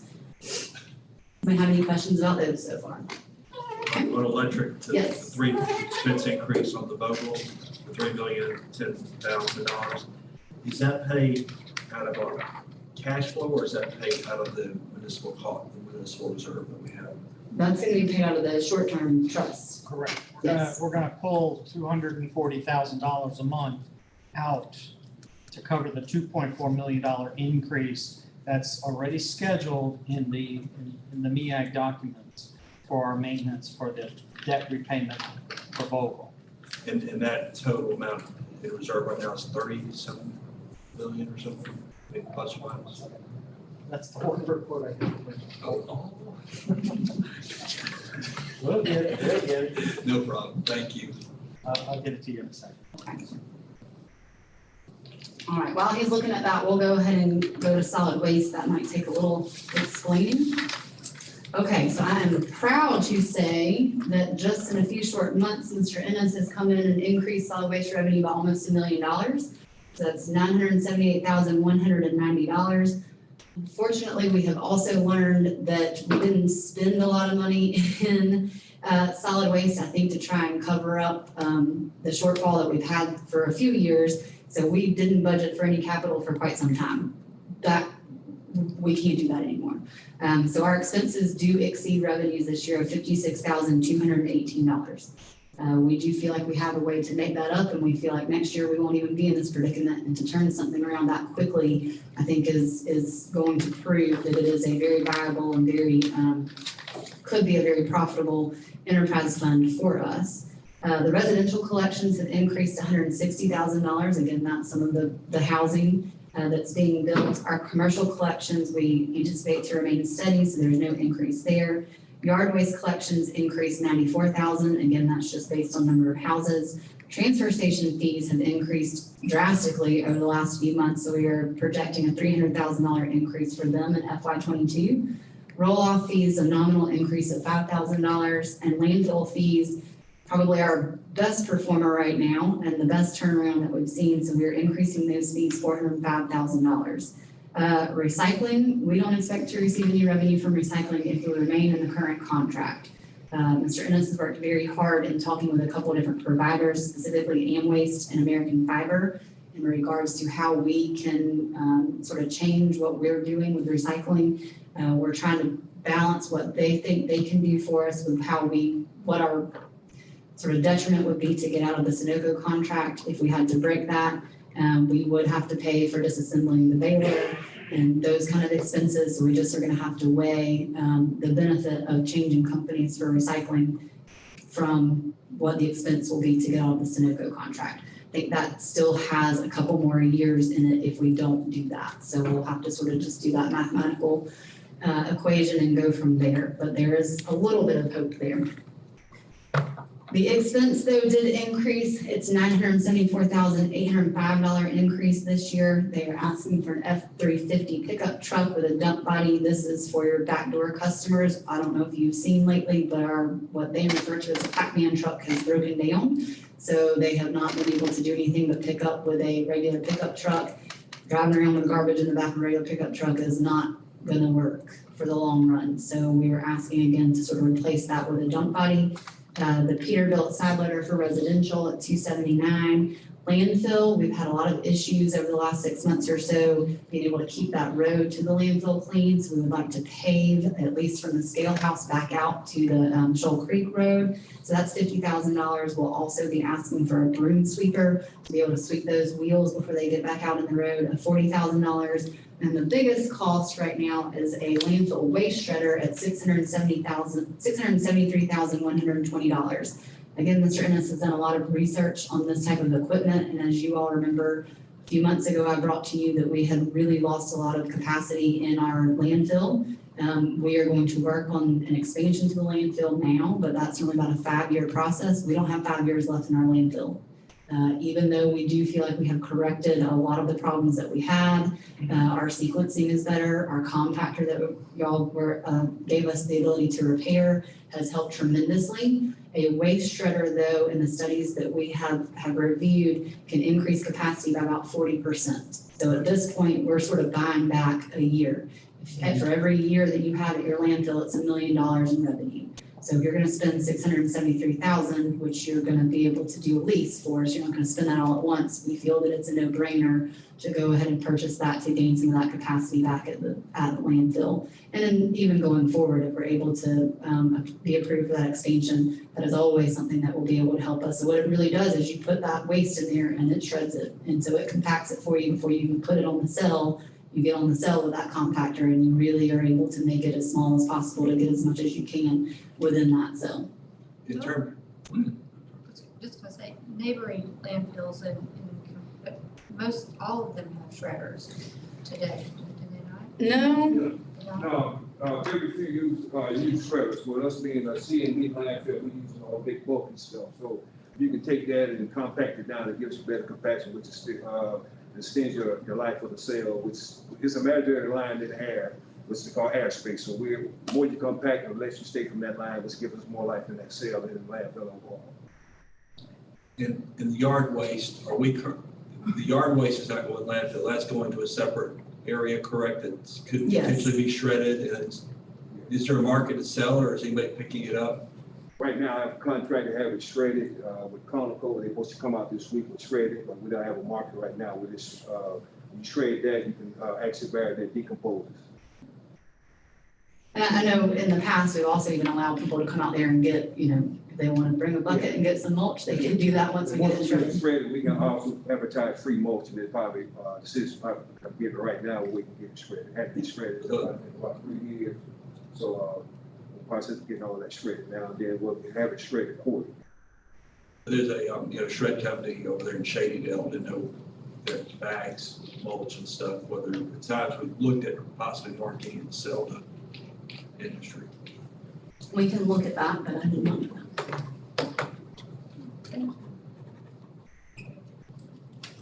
That's good. Do you want to jump back to the electric right quick? Yeah. Okay. So to touch base back on the electric numbers, there's roughly $39 million in aggregate that's restricted and reserved. We have $16 million in the flexible operating, 17.7 in the extended maturity trust, that's basically dedicated to power generation. How much is that? 17,736,950. And the money that this expensing, the $3 million, That's where it's gonna come from out of that. Well, it's gonna be easier for us to tap the short-term flexible and just pull it that way, but either way, all that $34 million gonna come out towards the local debt. And that 3 million there, that's not all MEAG. The majority of it is 2.4, so 2.4 of it's the big, is the but some of it's level just- debt. Okay. right, just expense increase. Excuse me, can I comment on the shredder again? I do have a demo set up, so once this gets approved, the company will come out and do a demo and make sure it does exactly what it's doing. Once I get that data, I'll let everyone know and you can come see exactly the effects of the shredder. But I do have a demo set up. All right, let's get back to solid waste capital. We talked about the shredders. You may have any more questions or comments about that? Am I good? Okay. Dumpsters, we are asking for 14 of the 4-yard, 14 6-yard, and 14 8-yard dumpsters. And then residential carts, last year we did cut the numbers on what we got there, and that was a mistake. We came back to y'all sort of mid-year and said we've got to get some more carts. We were able to do that, but this year we went back to budgeting for them, so we don't have to come back in the middle of the year. So that's 650 trash carts, 450 recycling carts. That's projecting growth in the housing market, but also projecting the fact that these carts are old. So some of those that are out there are 20 years old at this point, and we know that they're gonna have to be replaced and not just wheels. We are trying as we can to just replace wheels or lids if it's a possibility, but a lot of them at this point, they're just cracking down the middle, and so we are projecting that we'll have to replace a good many of those. So the total capital in the solid waste enterprise fund is $1,089,180. What you'll notice is in FY '21, the total capital was $198,000. In FY '20, your total capital was $460,200. When you have equipment that is this big and runs constantly, you can't have a capital budget of that and make it work in the long run. I think that was a potential short-term solution to a larger problem. And so we are having, unfortunately, to address it now, but I think we have addressed it. And I think going forward, Mr. Ennis has some good ideas as to how to get that equipment on a life cycle program where we're not going to see huge expenses throughout the year. And we'll actually be able to plan and prepare for those. I'll also say that Mr. Walker has worked well with his motor pool guys. We know what of our equipment we can work on. We know what we need to farm out and where to go with it. We also have been able to do a lot more TM&R leases where we have total maintenance and repair, so it's included within that lease that they get maintained and repaired, so we're not worried about big, huge expenses on these big, huge pieces of equipment. When you're thinking a $40,000 engine or transmission is coming, instead we're making sure we get them replaced when needed and repaired in the appropriate manner. So this is a sort of shock for this year, but I think that it's actually a step in the right direction for the future. Also in solid waste, we just mentioned cash expenses. Just the cash expenses exceed revenues by $56,218. If you add depreciation and debt service, the expenses actually exceed revenues over $1 million. That is a problem, and so we're accounting for that shortfall, most of which is through the GMA lease financing proceeds. That's $952,140. We are suggesting at this point that we take $166,000 from the landfill capital surcharge account. If you'll remember, when you come into the landfill, every dump that you have, you're paying $1 that goes into a capital account and $1 that goes into a closure account. So we are allowed to use that money for capital expenditures. We obviously have some of those this year, so we're suggesting that we pull $166 from that. The amount currently within that account is $173,731. We did budget this year for a $66,000 revenue in the capital surcharge account, so that is something that will replenish. It doesn't just go away once you spend it. And in cash reserves, we will have to pull $189,012. There is $444,140 in cash in the cash reserves for solid waste at this point. So we do have money to cover both of those things. Again, I think this is a short-term problem, and this is actually a solution that will benefit us in the long run. So that's how we would like to handle that at this point. I'll be very honest with you, we talked about cutting the shredder, we talked about cutting the paving, broom sweeper, everything we possibly could, but that's going to lead us right back to where we are. So at some point, we just have to say, this is the time to do it. Because you can see such a difference in revenue so quickly, I think that that's a testament to Mr. Ennis and that department, but also in the services that are needed in this community. So to try and say that now is the time to cut back solid waste is wrong. So we think that although this is a hard pill to swallow this year, we won't see this going forward.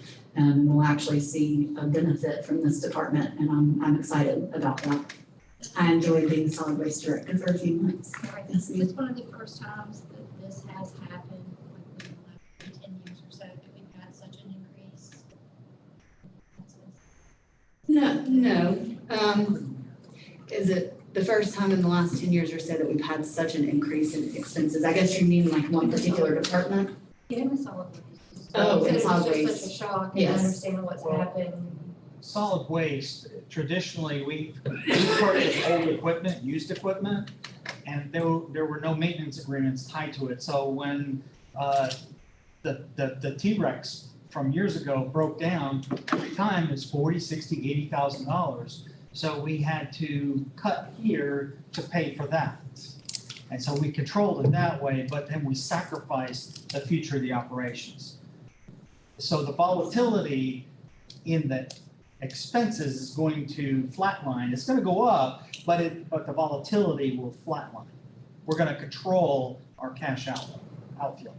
And what you're gonna see is better efficiency within that department, so the revenues are going to continue to increase. So I think the expenses are about where they probably will be from here forward, which is much bigger than before, but your revenues will see a drastic improvement because of it.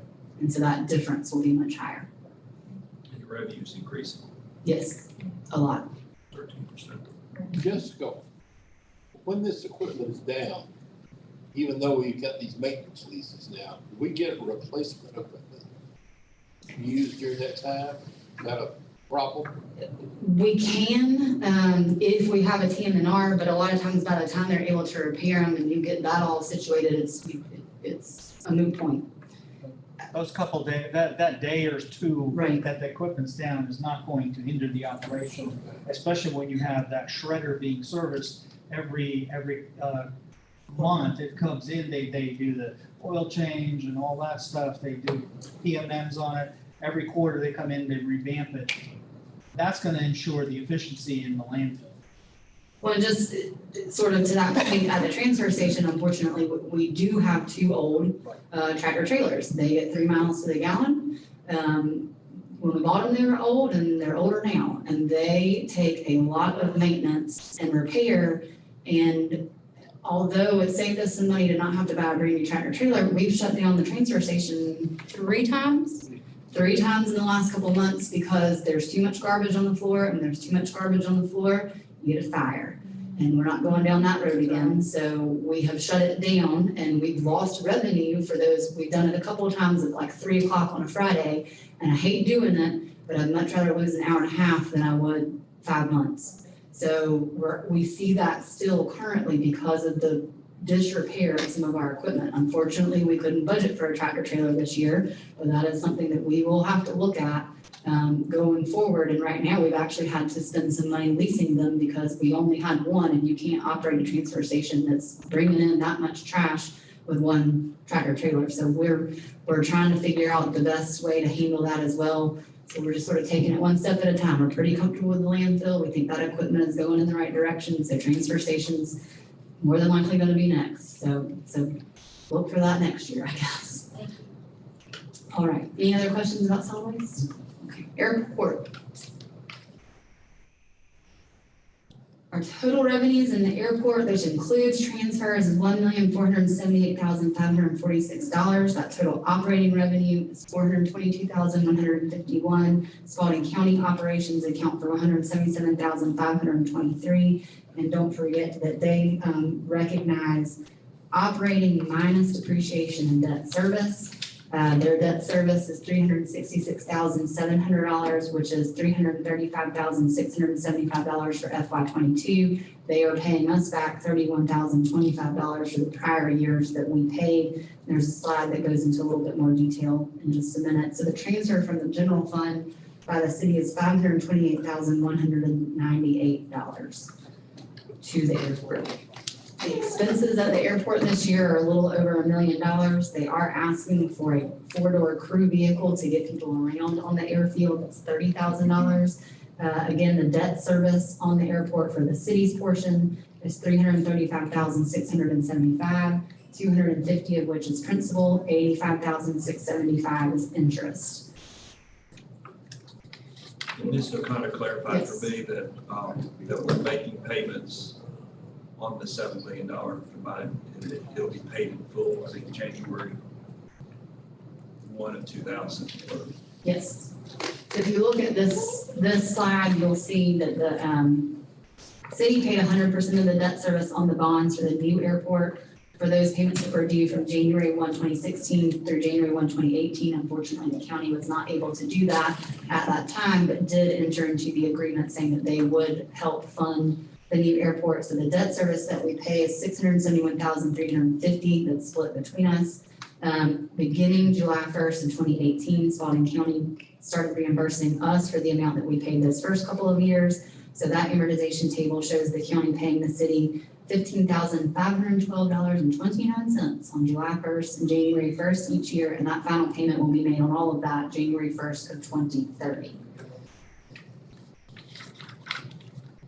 Our stormwater, we had a slight increase in revenue of $58,679. Unfortunately, our expenses increased as well. That increase is $228,934. A tandem dump truck has been budgeted for $137,560.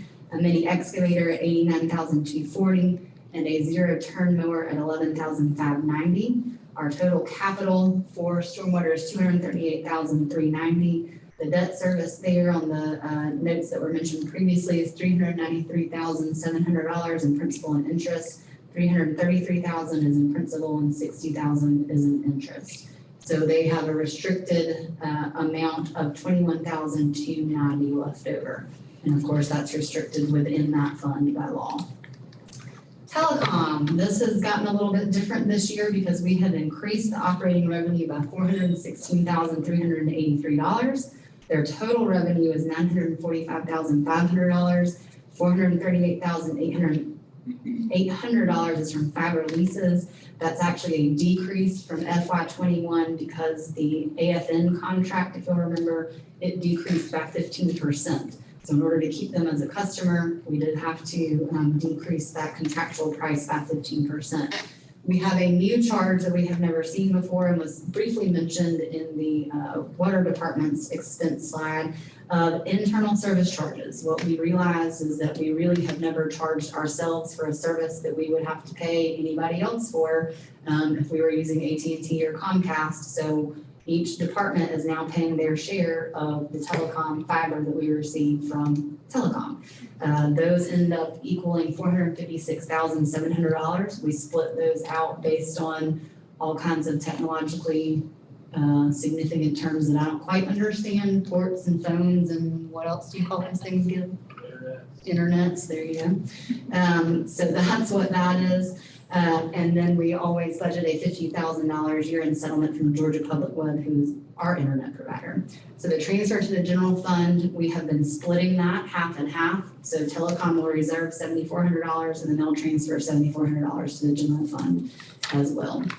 Their expenses increased $592,511.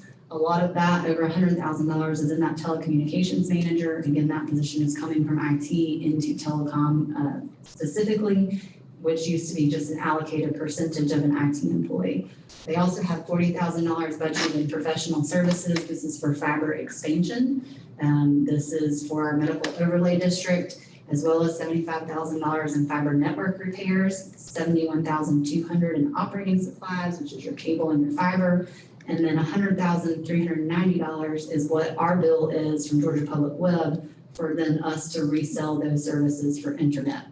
Now, all of this does not take into account the fact that we do have money that we will be able to spend from the American Rescue Plan Act for broadband.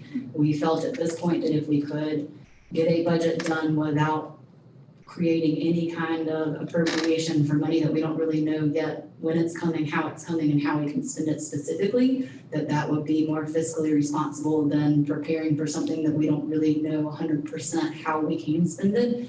But we know broadband is going to be eligible for ARPA funding. So some of this will be able to change because we'll be able to use some of that money. We'll have to use some of that money if we want to be able to spend it. So although we have been able to account for all of that within our budget, which is a good thing, we should see a windfall from that $7 million, give or take, that we can use to do some fiber expansion, either what we already have budgeted for or also well in addition to. So that is good news, but again, not accounted for in this budget because we don't know yet. Is that going to be your question? So other question was the money that we originally borrowed from electric department to buy the fiber system of the school system, that last payment is this current budget? This month. And that was how much total we borrowed? It was $1 million. a little over $1 million. 1.3. 1.3. And so so the electric department short-term portfolio is being fully reimbursed. That's correct. Good job. Okay, golf course, our little shining star for 2020. Their operating revenue for FY22 was $361,550. In FY21, it was $247,234. We have far exceeded that, and so we have increased that revenue $114,000, which is a 46% increase. Our expenses also increased $101,000, which is about 12%. Again, I'm okay with that. If our revenue is going to continue to increase at almost 50% and expenses are only going to increase 10%, then obviously it's well worth that. So the expenses total $908,173. We have $72,000 budgeted in capital this year, a reel grinder at $38,000 and a greens mower at $34,000. I don't know if you've been to the golf course recently, but those greens look amazing. So the transfer that's going to be required from the general fund is $549,883. In FY21, it was $589,271. So we're headed in the right direction there as well. And that is very, very good to see. Motor pool, we know that this time next year, we're going to be saying the same thing. It's not quite yet. So revenue there for operating is $956,100. FY21, it was $949,680. Again, don't forget, this is an internal service fund, so this is something that we are paying ourselves. So although that is an increase in revenue, it's coming from somebody else. within the city. The expenses increased very nominally. It's 1.568 million this year. FY21 was 1.558. So again, not much change either in revenue or expense there. Our capital this year is $96,500. We are asking to purchase a rollback wrecker. This will help us contain our own costs because right now, if a car breaks down, we're having to call another tow company to go get it. If we have our own wrecker, we can go get it and not have to pay $250 every tow or whatever it may be, depending on what kind of equipment breaks down. This is not going to be your heavy duty, go get a garbage truck wrecker, but this will be our police cars and admin cars and, regular sort of general fund stuff that we deal with. So that'll be a huge help as well. The transfer required for this year is $659,538. It is up again from last year. I'll say it, I hope one last time. It's very hard to budget for something that you cannot use any kind of historical data for. So you can't take the revenues and expenditures at face value yet. We think that we have the budget right now.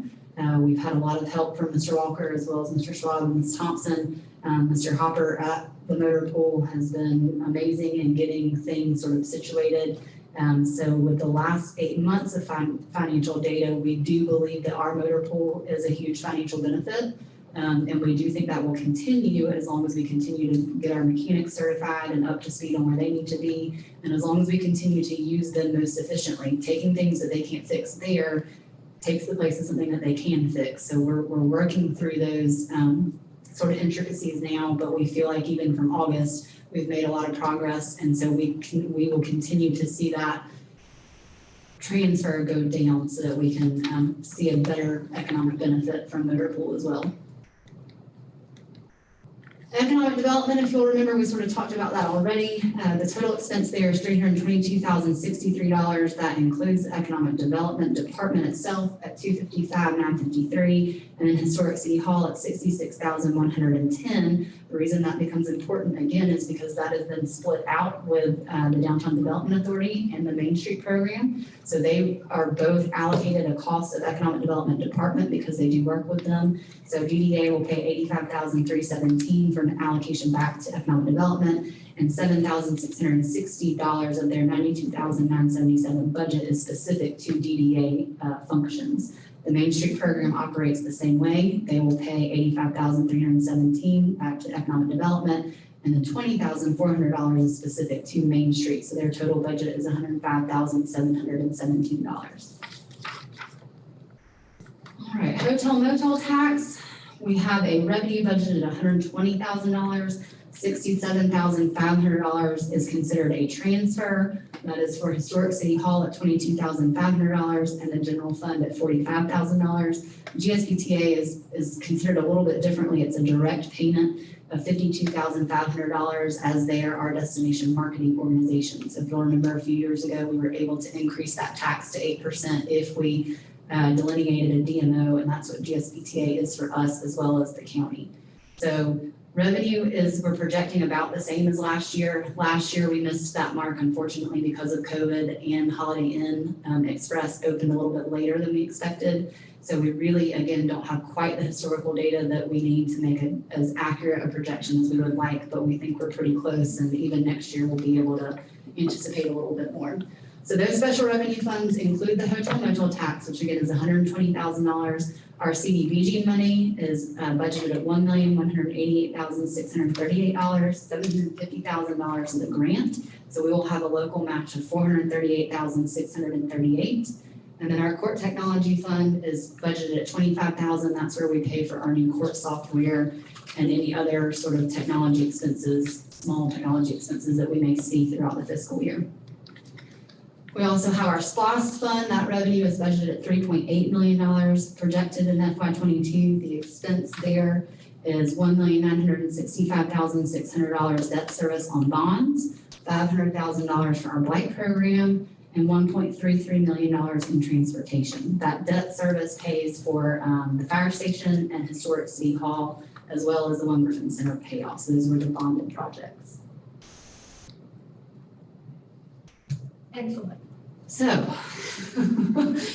Again, I hope you can tell that this was a difficult budget, but a lot of that because of me, because I'm new to it, because I had to learn it sort of as I go, again, thinking that I knew it all when I started it. But you don't know it until you sit down by yourself and start trying to figure out how those parts go together. So I just cannot thank the department directors enough, and of course, Marcus and Angela for all of their help on getting this balanced and presented in a timely manner. I was very adamant that we were not going to make it any later than it had always been. So even though we were a little behind at first, I think that I'm also pleased that we were able to give it to you in May like we normally do. One thing that we have not mentioned, and again, we didn't account for in this budget, is our CARES Act contingency, our FEMA funds that we have not been reimbursed for, and then our ARPA money that we don't have. So all of that is something that we can sort of look at in the coming months. Again, I'm very pleased that we did not have to use that to make this budget balance. I think that's a big deal to be able to have that sort of as a rainy day. But it may be something that we have to come back to depending on how these revenues go. So if there are any questions, I would be happy to entertain them at this point. Any questions? Wonderful job to you and your team. Thank you. Very proud. Great job, Jessica. Thank you. Wonderful. Moving into item 3, pursuant to OCGN section 14.2.1 for the purpose of consulting and legal counsel pertaining to pending potential litigation, settlement, claims, administrative proceedings, or other judicial actions brought by or against the agency or any officer or employer, or against the agency or any officer or employer may be directly involved. Do we have a motion to go into closed session? Mr. Tinsley with the motion, Mrs. Murray with the second. All in favor? Please join us.